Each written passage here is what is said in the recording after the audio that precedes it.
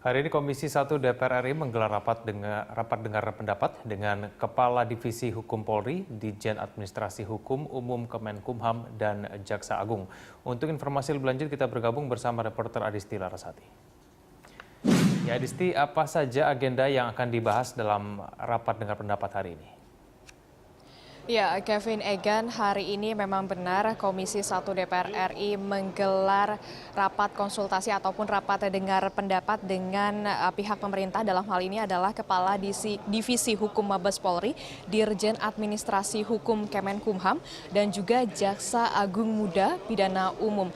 Dalam rapat konsultasi ataupun rapat dengar pendapat ini, salah satunya adalah membahas tentang usulan pemerintah untuk penandatanganan perjanjian ekstradisi dengan dua negara, yaitu negara Vietnam dan juga Papua Nugini. Karena selama ini dua negara tersebut menjadi salah satu negara tujuan transit bagi pelaku kejahatan Indonesia untuk melarikan diri ke dua negara tersebut. Tentunya dengan adanya perjanjian ekstradisi ini adalah untuk meminimalisir mudahnya pelaku kejahatan melarikan diri dan mencari suaka ke negara lain. Dalam hal ini adalah Vietnam dan juga Papua Nugini, karena selama ini memang Indonesia belum memiliki perjanjian ekstradisi ke kedua negara tersebut. Selain hal tersebut juga Komisi 3 DPR RI hari ini juga ada agenda yaitu rapat konsultasi dengan Menteri Hukum dan HAM Yasona Laoly, yang salah satunya juga adalah membahas mengenai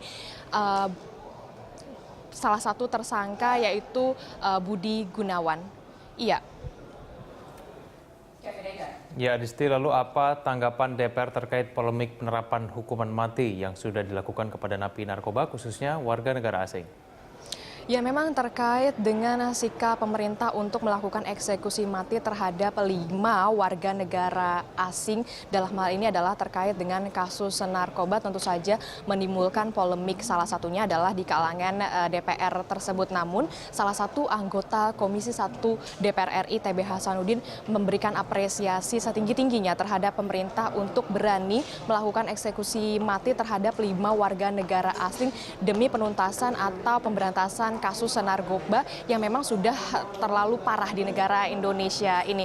Terkait dengan hal itu memang duta besar yaitu duta besar Brazil dan juga Belanda serta Nigeria sudah ditarik ke negara masing-masing tersebut. Namun hal ini tidak dikhawatirkan oleh Indonesia, dan berikut pernyataan dari anggota DPR RI Komisi 1 TB Hasanuddin.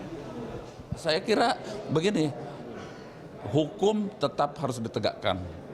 Hubungan internasional itu jangan terpengaruh oleh karena ada pelanggaran. Bayangkan ya, seorang yang menyelundupkan barang yang terlarang namanya narkoba sekian kilo itu bisa menyebar dan membunuh, bahkan menutup masa depan anak bangsa.